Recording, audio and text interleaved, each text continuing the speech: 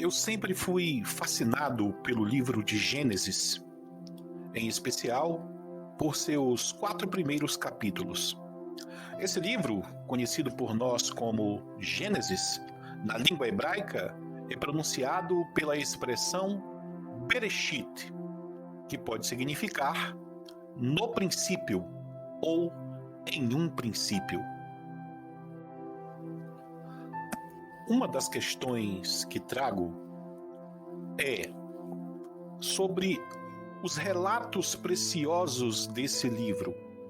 São, afinal, uma afronta à ciência? Há incompatibilidade entre o que é descrito nesse livro e as nossas descobertas científicas a respeito de nossa própria história?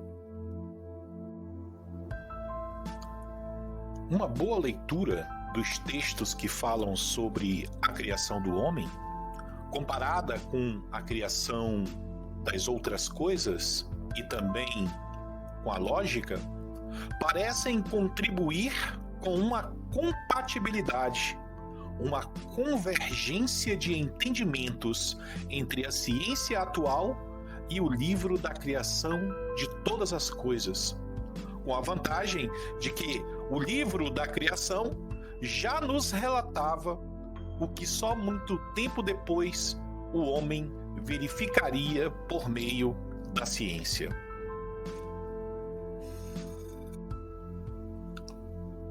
Acredito que ninguém negue que vivemos em constante evolução.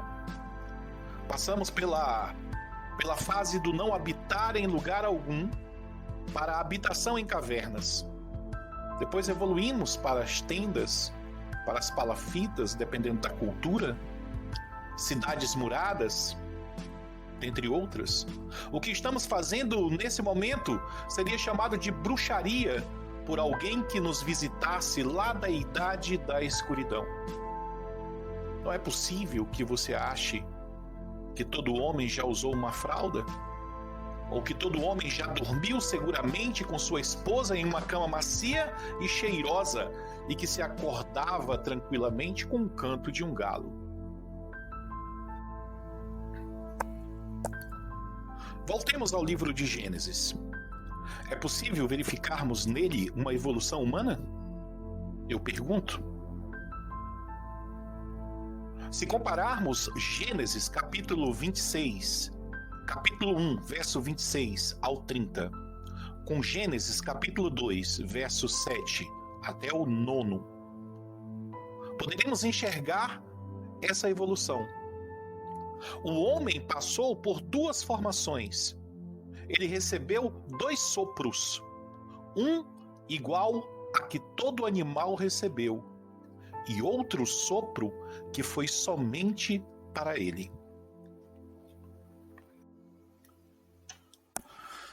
O livro de Jó, capítulo 32, verso 8, faz referência a esse sopro especial que o homem recebeu num segundo momento. Veja, num segundo momento. Uma força vital que concedeu ao homem o entendimento. Foi a partir desse momento que o homem passou a ser semelhante ao Criador, bendito seja o seu santo nome, no que diz respeito a ter condições de imitar o Criador também criando. Olhe ao seu redor e veja o quanto o homem foi capaz de criar. O homem criou sim vários males, mas também criou muitas luzes.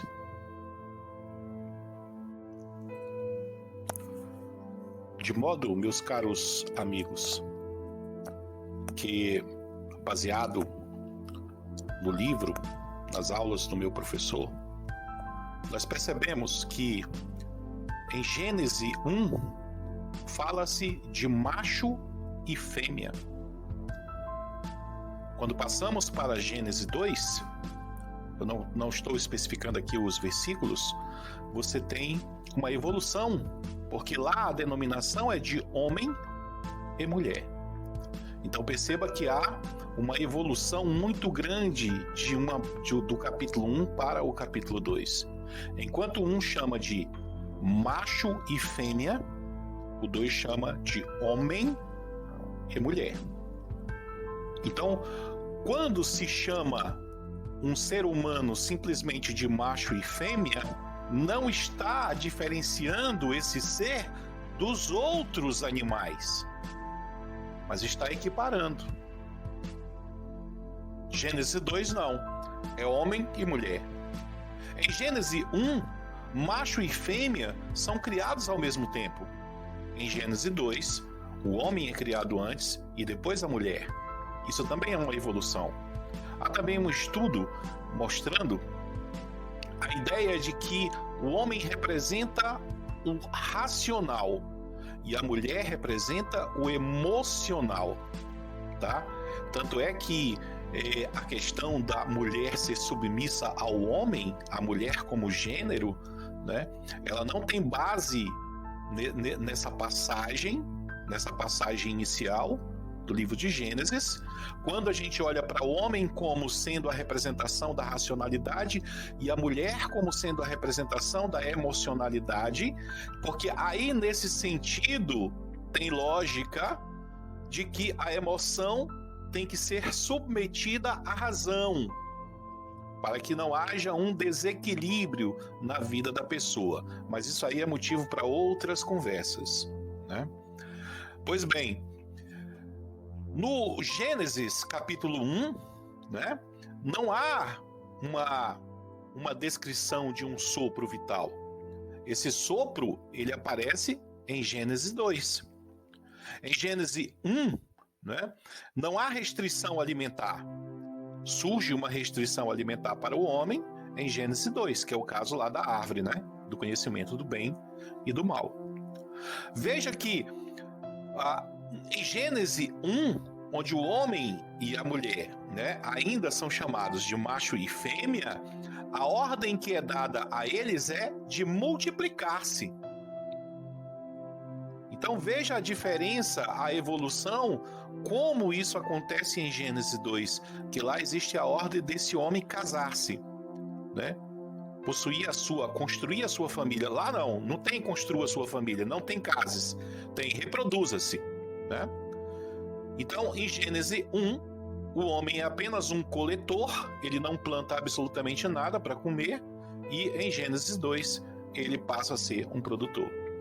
Então, perceba que o próprio livro de Gênesis traz essa evolução, né? E essa evolução marcante, em que o homem deixa de ser simplesmente comum aos outros animais e passa a ser uma semelhança do Criador, mas isso no segundo momento, né? Então é preciso que você raciocine, né? Não como se estivesse assistindo um show de mágica, né? Um show de mágica. Faça-se o homem e apareceu ali, de repente, num passe de mágica, um caba branco, porque geralmente as pessoas pensam num caba branco, né? Um caba branco nu, inteiro, completamente formado, né? E aí passou um tempo, ele dormiu e fizeram uma mulher linda, maravilhosa, branca também. Não que a preta não seja linda, né? Mas ele era branco, foi da costela dele, né? Também branca, linda, maravilhosa e tal. E aí eles já se casaram e tiveram filhos isso aí tudo é mágica, né? Se fosse entender assim, tá bom? Então por que o livro é escrito assim, né? Porque ele é preciso que seja... Eu esqueci o nome agora, tá bom? O nomezinho da parte da gramática. Não sei se é metáfora ou é outro nomezinho. Mas é isso aí, galera. Então, até um próximo vídeo aqui, que eu tenho o maior prazer em fazer, porque isso aqui é estudo meu, que eu quero compartilhar com quem tiver a fim de ouvir, tá bom? Um abraço.